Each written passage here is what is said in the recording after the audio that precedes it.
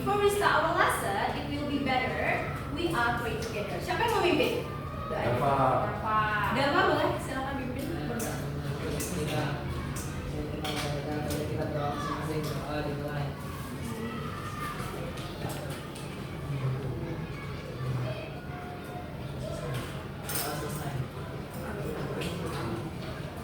Okay, I will check your attendance list first. Siapa yang nggak hadir hari ini? Yang hadir semua? Ada yang nggak hadir? Ada berapa orang? 20 hadir, berarti saya nggak hadir. Oke, bisa lihat di sini ya berarti ya. Oke.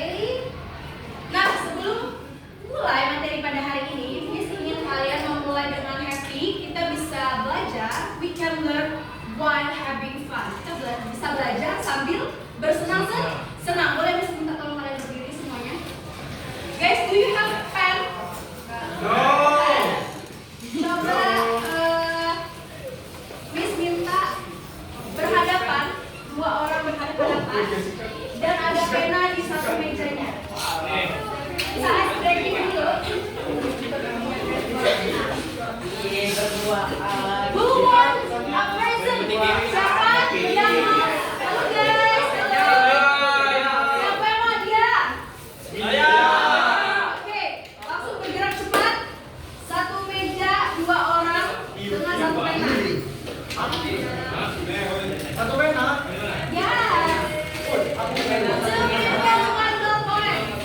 Aku punya beko ya. Wah, kan apa? Ya, ini siapa? Punya aku ini. Oke, ini kan.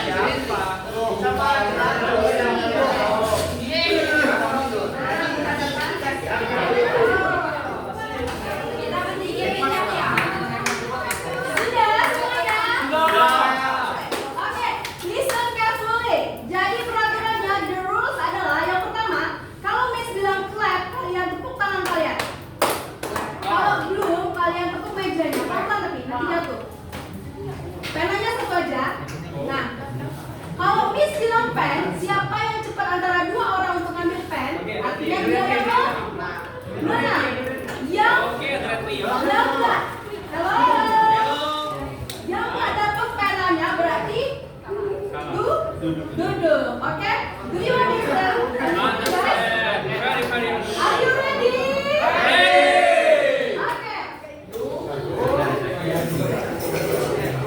Oke, dengarkan instruksi dari Miss.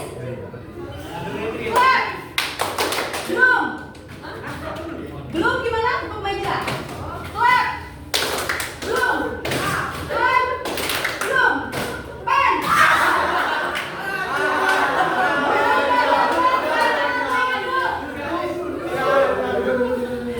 Oke. Yang nggak dapat pena duduk. Siapa yang masih dapat berdiri? Oke, ronde berikutnya. Oke.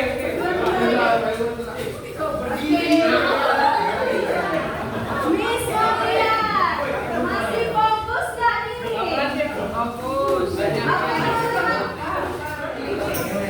Kau begini sampai hijau anjir.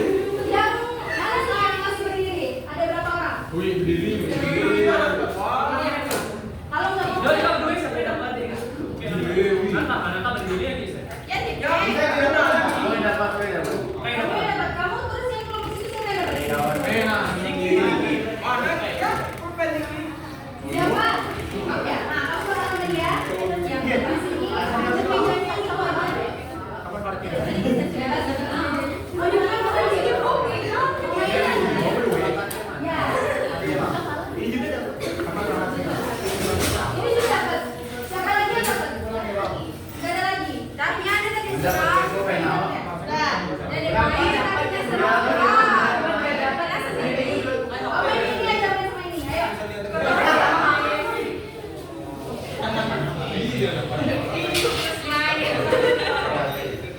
Clap. Okay, are you ready? Okay. Be fast ya. Clap. Belum. Clap. Belum.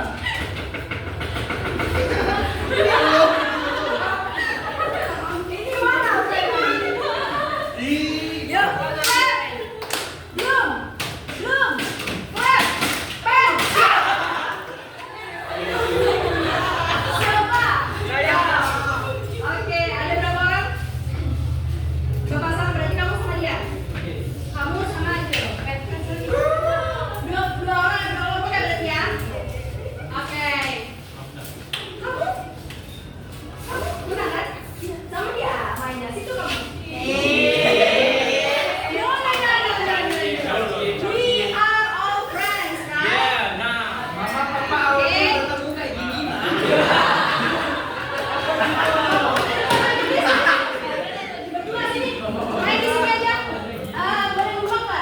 apa juga. Boleh ya?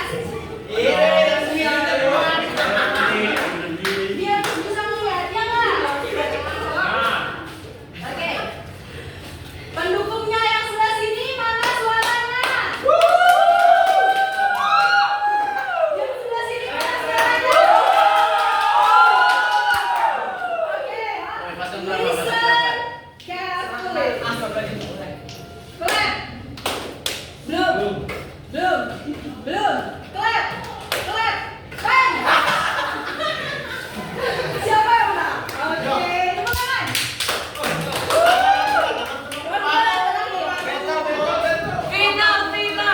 Kamu menang. Kalah. Oh, kalah ya? Oke. Clap. Belum. Clap. Tegak dong. Clap. Belum. Bang.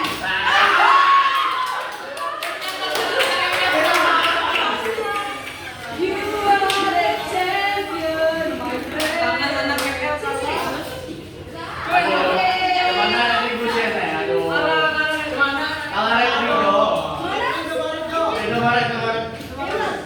Oke, kamu menang ya? Sini buat kamu. Kamu seperti bermain skate.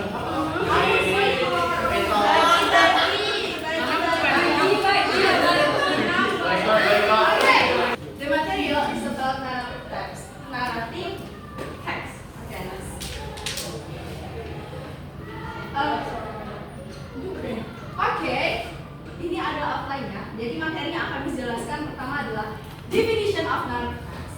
Terus identification, structure, and language features. Kemudian mengelas moral value dan create story of it. Oke. Next. Oke, Miss, linknya bisa dipencet nggak? Link yang di sini. Yang di sini. Gak bisa. Nggak bisa ya? Oke, kalau nggak bisa berarti Miss bagiin teksnya aja. Karena ini berkaitan dengan videonya. Ada 4 teks. Dibagi aja ya. Yang belakang. Jadi nanti sama-sama lihatnya. Oke, jadi di video ini sebenarnya Miss mau nunjukin video tentang cerita Malik Kuda, teman-teman. Ada 2 menit cerita tentang Malik Kuda animasi. Oke. Nah, sebelum Miss bacain apa itu narrative text, di sini ada yang tahu nggak sih? What is narrative text? Halo guys. Halo. Do you know what is narrative text? Ika lah bilang aku bukan dia masuk. Jangan sampai lewat orang sih. Oke. Kita langsung aja ya berarti ya. Narrative text is a text that tells a story. The story can be real, such as history, or imaginary, such as fairy tales and fables. Jadi narrative text itu adalah teks yang menceritakan sebuah kisah yang nyata, bisa jadi dari sejarah. Imaginary apa? Imajinasi, fairy tales itu dong. Dongeng dan fables. The main purpose, tujuan dari narrative text is to entertain readers or listeners, untuk menghibur pembaca dan juga pendengar. But it also give us important lesson about life. Example of narrative text are fables, legendary, fairy tales, and folk stories. Folk stories apa sih? Cerita rakyat. Itu ada legenda, ada dongeng. Jadi naratif teks ini bukan hanya untuk menghibur para pendengar atau pembaca, tapi juga memberikan pembelajaran penting dalam hidup. Oke. Next.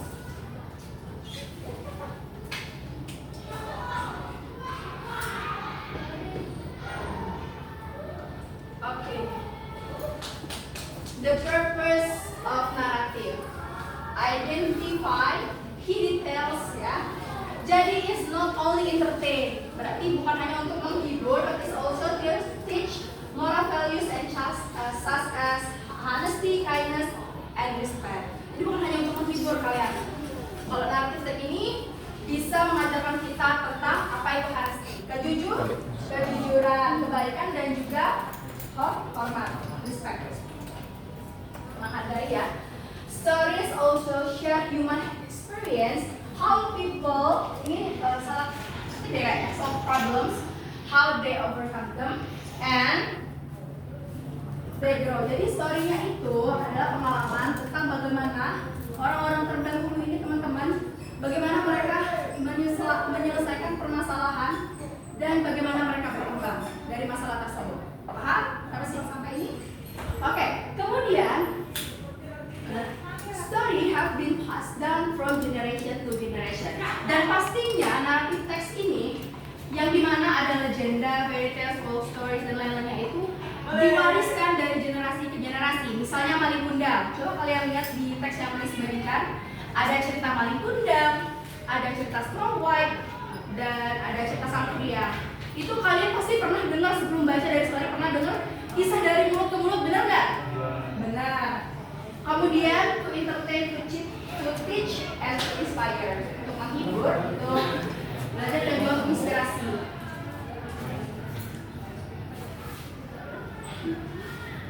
Oke. Generic structure and language features. Nah, bagaimana sih struktur dari teks naratif tersebut dan unsur kebahasaannya? Yang pertama ada apa? Orientation ini apa? Orientasi. Tadi udah dijelasin sama Miss sebelumnya. Orientasi ini apa sih? Pengenalan. Coba kamu tolong bacain apa orientasi? Which introduce the factors, setting, and the situation. Nah, betul sekali. Jadi, orientasi itu isinya adalah perkenalan tokoh, setting, dan juga situasinya. Apa itu setting? Ada yang tahu? Latar. Terus, situasinya itu apa? Situasinya, peristiwanya. Boleh kalian lihat di situ ya. Yang orientasinya itu ada di atas. Coba habis juga punya nih.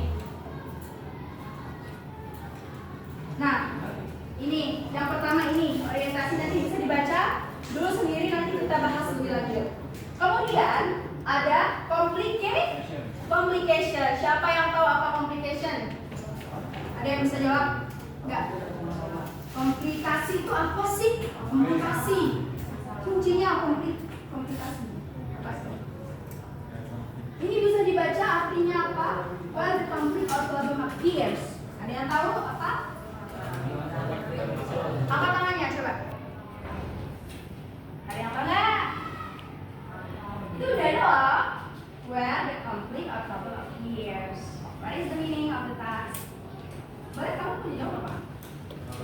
Itu yang dimana suatu konflik atau masalah itu muncul. Betul, tepuk tangan dulu. Siapa yang Adi.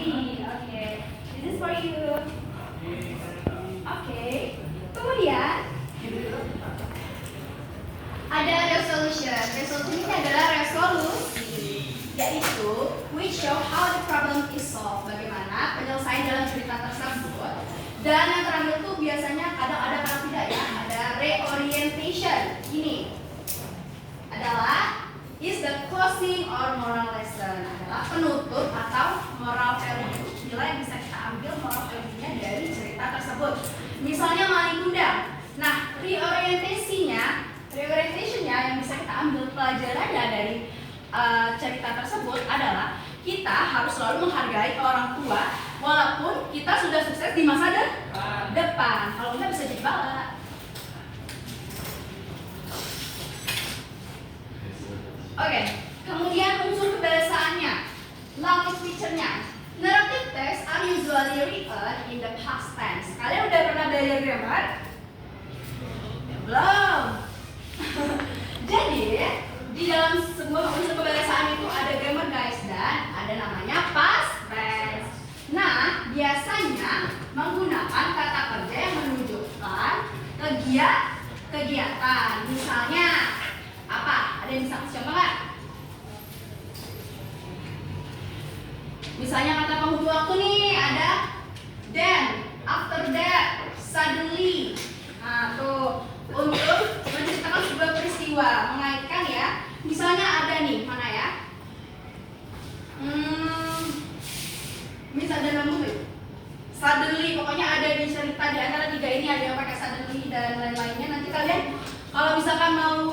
dibaca? Boleh dibaca aja, dicari yang mana ya.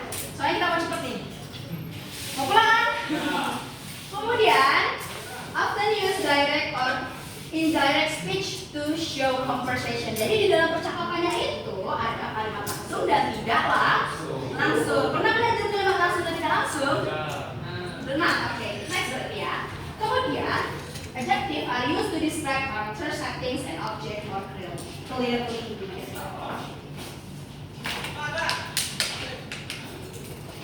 Nah, ini nih kita bahas tentang, coba yang punya teksnya kita langsung bagi aja ya. Itu ada berapa? Ada 4 kertas ya. Coba bagi 4 kelompok deh. Kalian ada berapa orang? 20 bagi 4? 5 ya. Berarti satu kelompok 5 orang. Silakan langsung aja. Ayo. Langsung aja per kelompok 5 orang.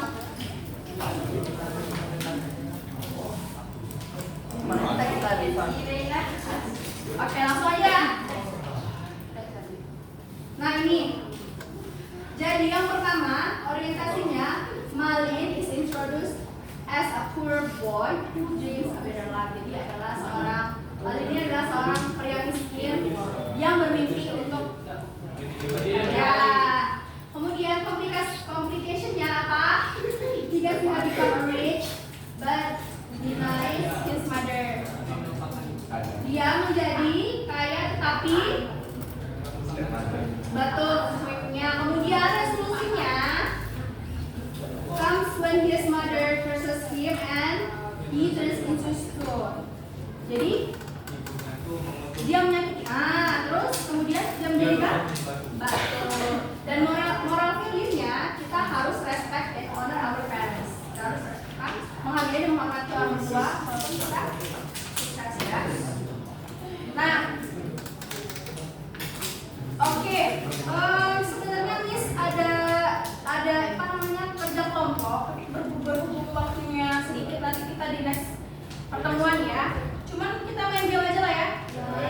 Coba kalian buka HP, buka di web, buka